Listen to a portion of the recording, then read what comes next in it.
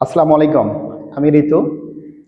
আজকে নবম দশম শ্রেণীর অষ্টম অধ্যায়ের রেচন প্রক্রিয়া, নেফ্রন এবং মূত্র তৈরি হওয়ার কৌশল নিয়ে আলোচনা করব।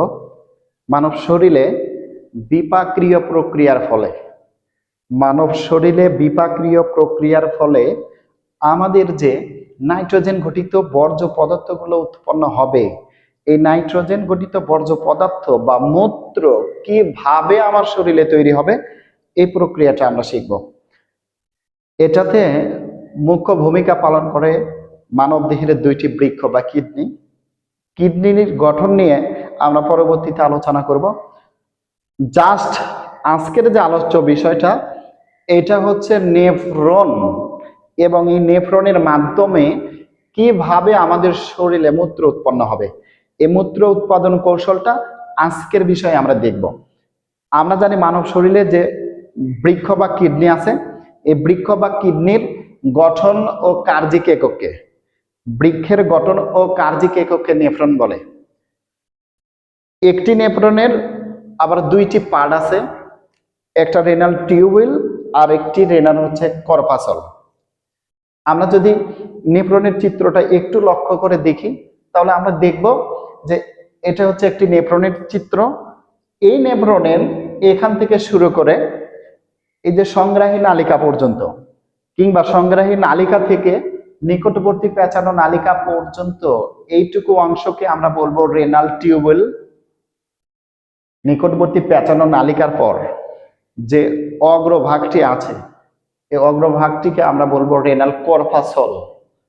এই রেনাল কর্পাসলের মধ্যে আবার দুইটি পার্ট থাকবে রেনাল কর্পাসলের ভিতর। একটা হচ্ছে Bowman's capsule, Bowman's capsule, Bowman's capsule.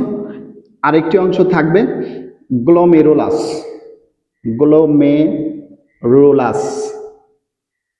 একটি থাকবে বোম্যান্স ক্যাপসুল এবং অপরটি থাকবে হচ্ছে গ্লোমেরুলাস। এই যে আমাদের বাইরের যে অংশটুকু, এই যে এইটুকু হচ্ছে বোম্যান্স ক্যাপসুল। বোম্যান্স ক্যাপসুলটা আমাদের সীমিত যে আলোচনা নবম দশম শ্রেণীর যে বইয়ে, এই বইতে আমরা যদি একটু পড়াশোনা করি, তাহলে আমরা দেখতে পাবো যে এখানে বলা হয়েছে যে বোম্যান্স ক্যাপসুলটা দ্বিস্তর বিশিষ্ট এবং দেখতে পেয়ালার মতো, দ্বিস্তর বিশিষ্ট পেয়ালার মতো বোম্যান্স ক্যাপসুল। এবং এই বোম্যান্স ক্যাপসুলে অ্যাফারেন্ট আর্টারিয়ল এসে প্রায় 50টি কৌশিক জালিকা সৃষ্টি করে ইফারেন্ট আর্টারিয়ল হয়ে বের হয়ে গেছে। তাহলে এর ভিতরে প্রবেশ করলো কে? অ্যাফারেন্ট আর্টারিয়ল প্রায় 50 বার এখানে ঘুরবে, 50টি প্যাচ দিবে, দিয়ে ইফারেন্ট আর্টারিয়ল হয়ে বের হয়ে যাবে। এই যে এফারেন্ট আর্টারিয়াল হয়ে বের হওয়ার আগে এখানে যে কৌশিক জালিকাগুলো 50 বার এখানে পেঁচলো, এই যে পেঁচে যেটা গঠন হলো, এটাই হচ্ছে গ্লোমেরুলাস। এই গ্লোমেরুলাসটাই আমাদের মানব শরীরের পর্যায়ক্রমে সব রক্তগুলোকে ছাকবে,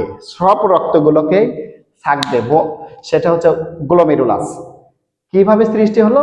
অ্যাপারেন্ট আর্টারিয়াল প্রবেশ করলো, 50টি প্রায় প্যাচ দিল, এফারেন্ট আর্টারিয়াল হয়ে বের হয়ে গেল। ওই যে 50টি যে প্যাচ দিল বা ঘূর্ণন দিল, ঘূর্ণনের ফলে তৈরি হলো গ্লোমেরুলাস।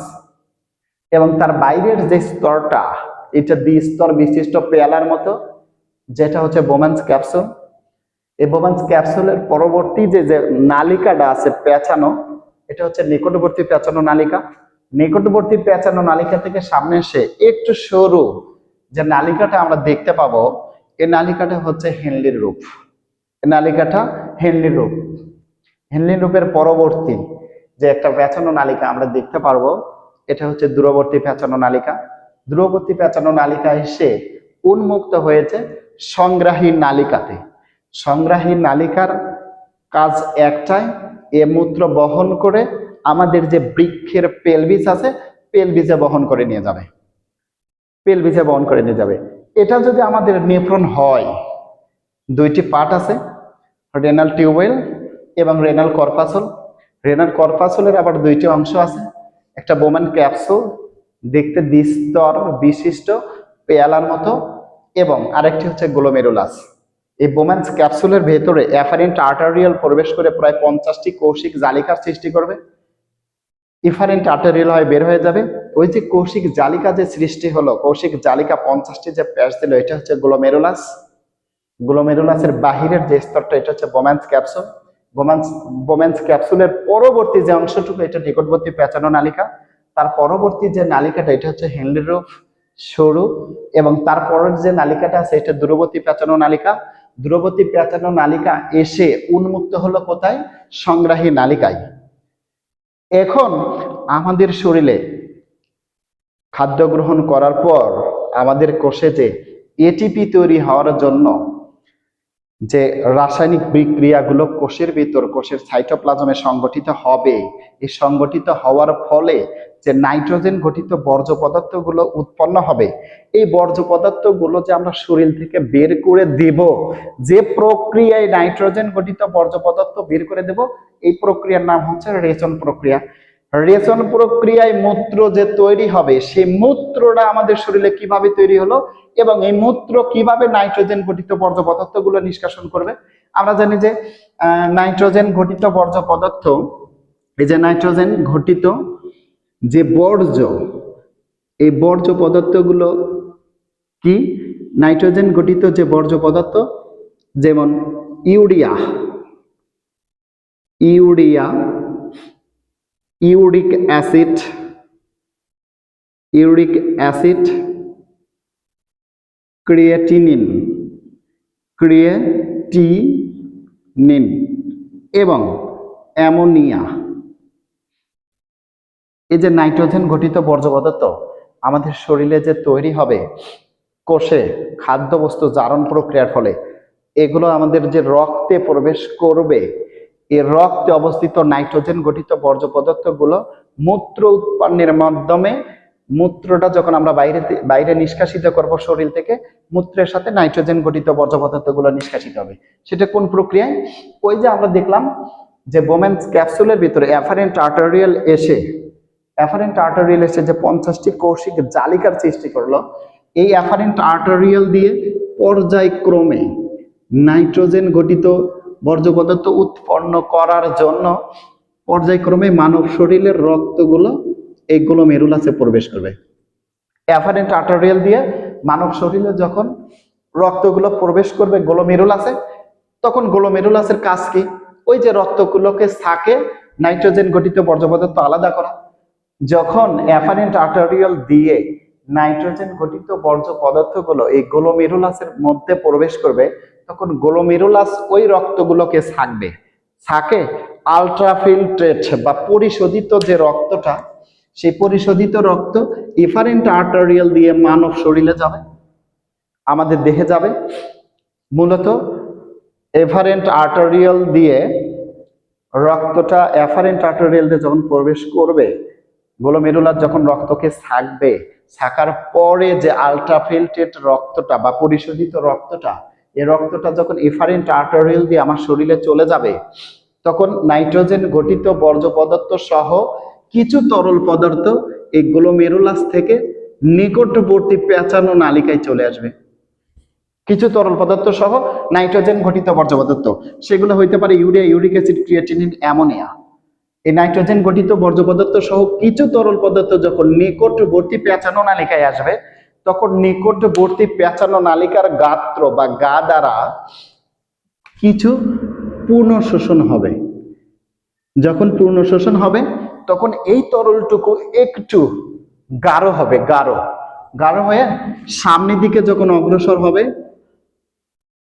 এসে পৌঁছাবে হেনলির রূপে যখন এই তরল পদার্থটা নাইট্রোজেন গঠিত বর্জ্য পদার্থ সহ পৌঁছাবে হেনলির রূপের প্রাচীর বা গাত্র দ্বারায় এখানেও আবার পুনঃশোষিত হবে কিছু তরল পদার্থ। যখন এখানেও আবার পুনঃশোষিত হবে, তখন সেই তরলটা আরো একটু গাঢ় হবে, গাঢ় হওয়ার পরে সেটা আবার যখন সামনের দিকে অগ্রসর হবে, সর্বশেষে আসবে কোথায়? দূরবর্তী পেঁচানো নালিকায়। যখন দূরবর্তী পেঁচানো নালিকায় এই নাইট্রোজেন গঠিত বর্জ্য পদার্থ সহ তরল পদার্থটা এখানে আসবে, আসার পরে দূরবর্তী পেঁচানো নালিকার প্রাচীর বা গাত্র দ্বারাও কিছু তরল পদার্থ সেখানে শোষিত হবে। শোষিত হওয়ার পরে সর্বশেষ যে তরলটুকু থাকবে সেই তরলটুকুই হলো মূত্র, যে মূত্রটা সংগ্রাহী নালিকায় আসবে। সংগ্রাহী নালিকার কাজ কি? এই মূত্রটাকে বহন করে পেলভিসে নিয়ে যাওয়া। পেলভিস কি? যে আমরা যখন বৃক্ষের গঠন পড়েছিলাম তখন কিন্তু আমরা দেখেছিলাম যে পেলভিসটা আসলে কি। আমরা জানি যে এই যে বৃক্ষ, এই যে বৃক্ষ, এই বৃক্ষের আমরা একটা ইউরেটর দেখেছিলাম। ইউরেটর, ইউরেটরের সম্মুখ অংশের যে প্রশস্ত অংশটুকু আমরা দেখেছিলাম সেটা হচ্ছে পেলভিস। এগুলো রেনাল পিরামিড, রেনাল পিরামিড। এই যে ইউরেটর, ইউরেটরের সম্মুখ অংশের যে প্রশস্ত অংশটুকু এর নাম পেলভিস। তো ওই যে মূত্র তৈরি হলো সেই মূত্রটা সংগ্রাহী নালিকা বহন করে কোথায় নিয়ে আসবে? পেলভিস। পেলভিসে আসে যখন এই মূত্রটা উন্মুক্ত হবে তখন এই মূত্রটা পেলভিস থেকে ইউরেটরে আসবে। এই যে এটা ইউরেটর, ইউরেটর। যখন মূত্রটা ইউরেটরে আসবে, ইউরেটর সেই মূত্রকে বহন করে কোথায় নিয়ে যাবে? মূত্রথলিতে নিয়ে যাবে। মূত্রথলিতে যখন নিয়ে আসবে, আমরা জানি যে মূত্রথলিতে মিনিমাম 500 মিলিলিটার মূত্র জমা হয়, কিন্তু আমরা জানি যে প্রায় 400 মিলিলিটার মূত্র জমা হলে তখন আমাদের মূত্র ত্যাগের ইচ্ছা জাগে। তখন মূত্র ত্যাগের ইচ্ছা জাগলে এই মূত্রথলির প্রাচীর থেকে এক ধরনের রাসায়নিক পদার্থ নিঃসরণ হবে। সেই রাসায়নিক পদার্থটার নাম হচ্ছে ইউরোক্রোম। যখন ইউরোক্রোম এখান থেকে অর্থাৎ মূত্রথলির প্রাচীর থেকে ইউরোক্রোম নামক রাসায়নিক পদার্থ যখন নিঃসৃত হবে, ইউরোক্রোম, ইউরোক্রোম, ইউরোক্রোম নামক রাসায়নিক পদার্থ নিঃসৃত হয়ে মূত্রের সাথে মিশে গিয়ে মূত্রটা হালকা হলুদ বর্ণের হলে 400 মিলিলিটার মূত্র জমা হলে মূত্র ত্যাগের ইচ্ছা জাগলে আমরা ইউরেথ্রা বা মূত্র ছিদ্রের মাধ্যমে আমরা বাইরে নিষ্কাশিত করে দেব, বাইরে নিষ্কাশিত করে দেব। এই যে মূত্রর সাথে আমাদের শরীরের যে উৎপন্ন নাইট্রোজেন ঘটিত বর্জ্য পদার্থটা ছিল সেই নাইট্রোজেন ঘটিত বর্জ্য পদার্থটা কিন্তু মূত্রের সাথে বের হয়ে গেল। এই যে আমাদের রেচন প্রক্রিয়া সম্পূর্ণ হলো। যদি আমাদের এই রেচন প্রক্রিয়া সম্পর্কে একটু নবম দশম শ্রেণীর বইতে আমরা একটু বুঝে পড়ার চেষ্টা করি তাহলে কিন্তু আমাদের আজকের এই ভিডিওটা একটু সার্থক হবে।